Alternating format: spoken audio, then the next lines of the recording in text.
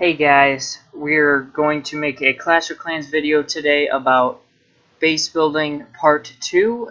I wanted to talk about a few things today, and the first thing is your troop pathing. So you want to make it difficult to path for troops. You want to make it hard for them to um, get a bunch of value with a jump spell or a couple jump spells, like I said before, but you also just want to make it hard for them to figure out.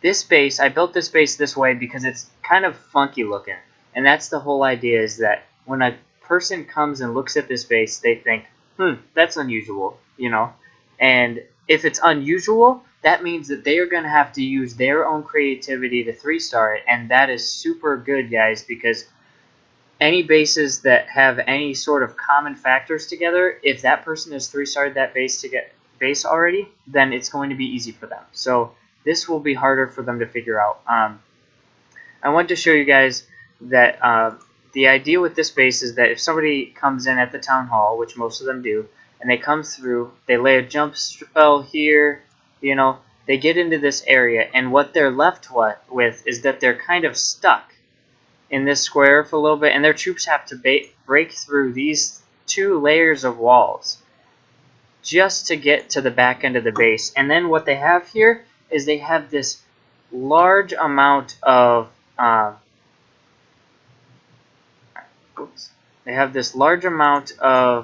firepower going on in the backside. All that is firing on the troops at once, and that's where it gets deadly. Notice this is kind of a trap base because I put all the traps on the backside mostly. That's just kind of how it goes. This base is really tricky, and it's really good, and you feel free to copy it, guys, if you need a Town Hall 12 war base. It's done me really good. It has actually defended against Carbon Finn once in Champions War League and once in a friendly war. So it's done me really well. He only got like a 69 and a 79%, which is a really good defense. I will say that it's almost gotten 3-starred by E-Drags before, just because the base is kind of close together. But it's really good overall.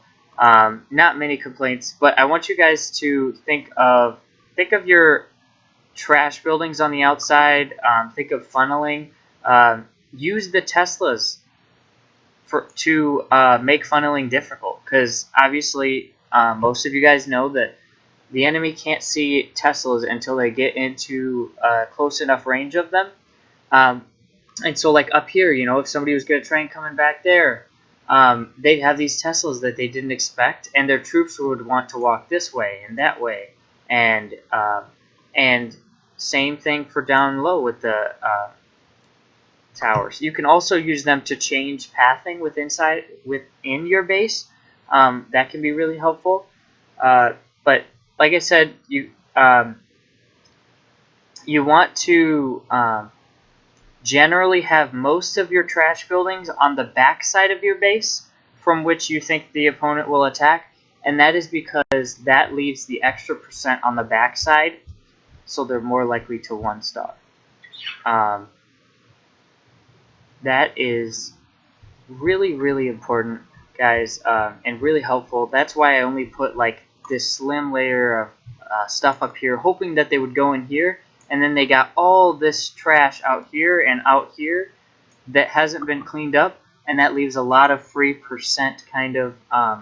Obviously, any super skilled player would notice that and probably take advantage of it. But like I said, it hasn't been 3-starred yet.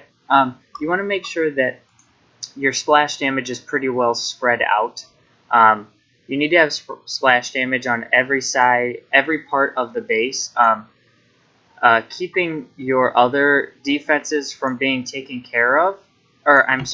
advantage of by bat spells, because with this meta, we can all agree that bat spells are the strongest item in the game right now, and they seem to be demolishing at Town Hall 12. And everybody's using that attack. So definitely spread out your splash defense, spread out your your air defenses, make sure that they're far enough apart that if somebody were to use E-drags on you, because people still do use E-drags, that it wouldn't be just super simple and easy to grab there. And it's always good to have, I mean, a lot of bases now will have air defenses on the kind of near the outside of the base, because then they're on all corners, you know, you can't get to them all at once. And they're also not the most important defense right now. Remember, too, when you're building bases, that you don't want your eagle to be able to be easily reached. That's why I created this kind of second wall out here, because most people aren't going to attack from this top side of the base anyways, because it would be kind of awkward on funneling.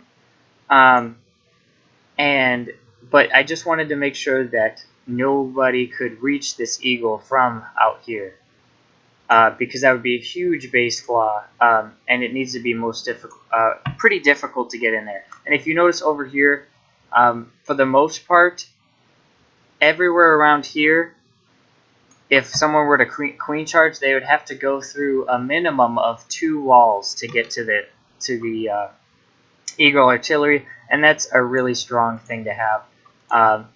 But like I said, most people come in at the town hall on this base. I'm definitely going to make another video on this because there's so much to learn from base building. There's so many components from it.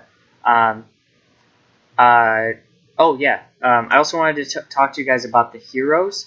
Unless you are running some sort of anti-2-star base, then I would recommend that you keep your heroes separated, because then somebody can't come in with a kill squad and get a ton of value. The minute that you put all your heroes over here, you know, and your eagles right up here, then somebody can just charge in here, you know, and all they have to do is kill squad, and they get all of that stuff at once, and that's not good. So make sure you guys spread out your important defenses. Of course, there's always expos to think about. Expo placement doesn't matter a whole lot. You can either have them spread or together.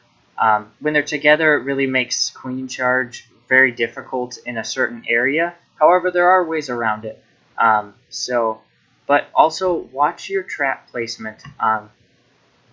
If you want to defend against the latest meta, then you're going to want to have your most of your traps on the back end of your base and probably away from the town hall. Unless, like I said, you're going for some sort of anti-2-star thing, then maybe you want your traps near the town hall. But for regular wars, you're going to want them away from the town hall. And the reason for this is, if somebody brings in a kill squad here,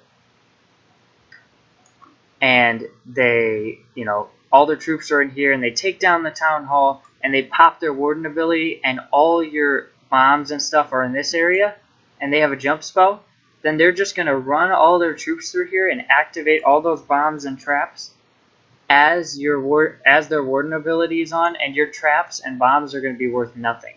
So that's why on this base I place my bombs a little bit further back so that they catch the troops after, and all my traps back here so that they catch the troops after the warden ability. Hopefully that is the idea, guys. So there's a lot that goes into base building.